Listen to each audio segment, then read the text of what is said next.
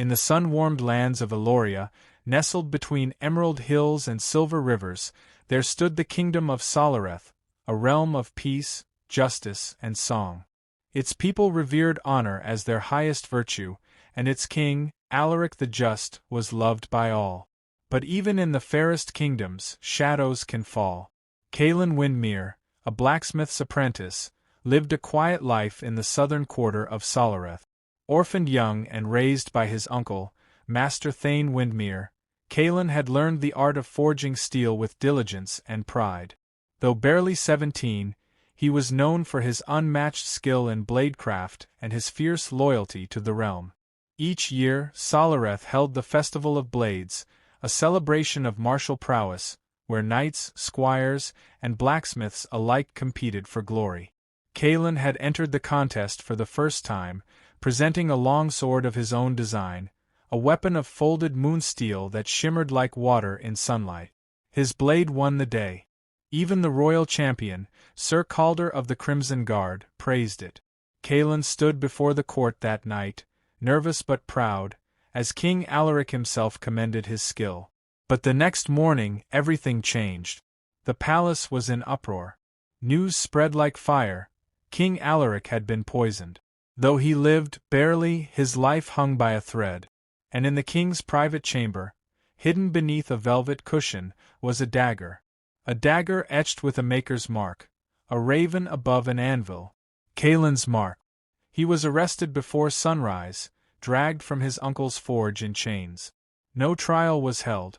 The court whispered that he had plotted to assassinate the king to rise in fame, or perhaps under the command of foreign spies. His protests fell on deaf ears. The people who had once admired him now spat at his feet. Only his uncle Thane spoke in his defense, but even his voice was drowned beneath fear and suspicion. On the third day, without proof, without witnesses, Cailan was brought before the court one last time. "I am innocent," he cried. "I forged no dagger for murder." "You forged the weapon," Lord Halric, the High Chancellor, declared. "And no one else had access to the royal chamber that night, save the champion and you, the honored guest." Sir Calder, silent in the court, did not raise his voice. His eyes flickered, but he said nothing. "Then let him live," Queen Merla decreed coldly, "but let him live in exile. Banish him. Let the stars be his only roof and the dirt his only bed. Let him walk the world until the gods reveal his innocence, if ever they do." Cailan was cast out. His name was stripped from the guild records. His mark was branded as that of a traitor. The gates of Solareth closed behind him with a hollow boom.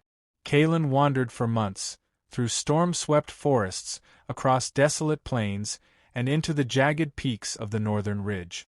Hunger gnawed at him. He sold trinkets for coin, worked as a smith in backwater towns, always under a false name. But he had one purpose: to uncover the truth. Rumors filtered through the taverns and roads, of political tension in Solareth, of rising discontent, of strange movements within the Crimson Guard. And the name of Sir Calder kept returning, whispered with unease. It was in the mountain city of Dremholt that Cailan finally met someone who knew the truth. A mercenary named Vera, once a spy for Solareth, now disillusioned, confessed to him over a firelit table. "You were a pawn, boy. The poison wasn't meant to kill Alaric. It was to scare him, make him cede power to the Chancellor. Calder was in on it. He placed the blade. He forged the plan." "Why?" Cailan asked, rage and disbelief fighting in his chest. "Because Alaric planned to name his daughter, Princess Elira, heir to the throne. And Halric would never bow to a queen." 2 years passed.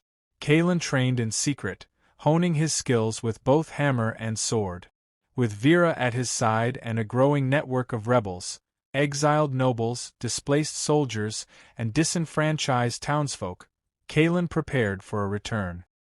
His name, once cursed, became whispered among those who still believed in justice. They called him the Forged Blade. When he finally returned to Solareth, it was not as a boy in chains, but as a warrior cloaked in shadow.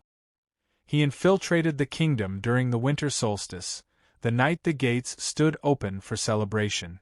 Disguised as a traveling smith, he entered the palace. Vera, working from within, had planted forged documents, proof of the plot, beneath the chancellor's study. But it was Kaelin's final act that shattered the illusion. During a public feast, he challenged Sir Calder to a duel before the court, invoking the ancient right of Solaren justice, which allowed any man to fight for his innocence. "You once praised my blade," Kaelin said, stepping into the great hall. "Now you'll taste it." The duel was brutal. Steel rang like thunder. Calder was older, more experienced, but Kaelin fought with the fire of the wronged.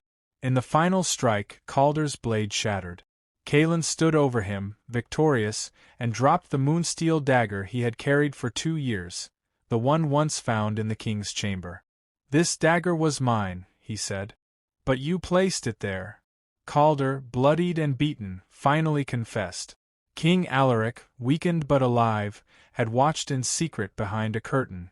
With Calder's confession, the court turned on the chancellor. Lord Halric was imprisoned. Queen Merla, revealed to be part of the scheme, was stripped of her titles. Kaelin was exonerated. His name was restored. His mark re-registered in the Guild of Forge Masters. But when offered land and title, Kaelin refused. "I will not rule a kingdom that casts out its sons without proof," he said. "But I will serve. As protector. As smith. As watcher of justice." He took up residence in the southern quarter once more, forging blades not for war, but for honor.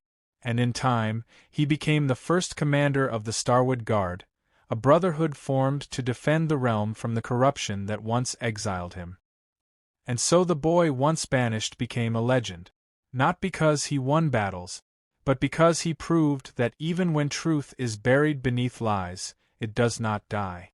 It waits, like a blade in the fire, waiting to be reforged. 20 years had passed since Kaelin Windmere returned to Solareth. The kingdom had changed. Queen Illyra, once a quiet girl in her father's shadow, now ruled with wisdom sharpened by fire. Her reign was marked by reform, trial by evidence, not accusation, justice for all, not just the nobility. The forged blade, Kaelin, had become one of her most trusted advisors, though he never accepted a noble title. He walked through the palace in plain leathers, swordless, yet none doubted his power. The Starwood Guard, once a band of scattered idealists, had become a sacred order, clad in silver and blue, sworn to defend the realm from injustice within, not just from enemies without. Kaelin had trained them himself, selecting only those who knew both the weight of a blade and the weight of mercy. But time, even for legends, moves ever forward. Kaelin sat alone in his forge one twilight, the firelight casting long shadows on the walls. His hair was streaked with gray now. His hands, once calloused and strong, trembled slightly as he shaped a final blade, a gift for the young prince, Illyra's son, who was to take his first oath the next day. Outside, the bells of Solareth rang for the festival of blades. He paused, listening. The same festival that had once brought him glory and ruin. The door creaked open behind him. It was Thane, older still but hearty, a warm mug in his hand. "You'll miss the fireworks if you keep hiding in here." Kaelin smiled. "I've seen enough sparks for one life." "You ever regret not leaving?" Thane asked. "After all they did to you?" Kaelin set the finished blade on the rack, its metal gleaming like the first stars rising in the dusk. "No," he said. "If I had left, I would have never come back. And Solareth would still be sick with its own lies." He looked to the heavens, where the stars blinked quietly into life. "Besides," he added, "I was never just forging blades. I was reforging the kingdom." Thane chuckled. "Poetic for a smith." Kaelin grinned. "It's the ash in the air. Makes a man sentimental." That night, as fireworks burst above the palace and music rose through the streets, a small boy pointed to the stars and asked his mother, "Is it true what they say? That Kaelin Windmere once walked alone for 1,000 nights?" And the mother, smiling softly, answered, Yes, child. He walked alone, so that none of us ever would again. And though time may weather names and faces, there are some stories the stars remember forever. The tale of the forged blade is one of them.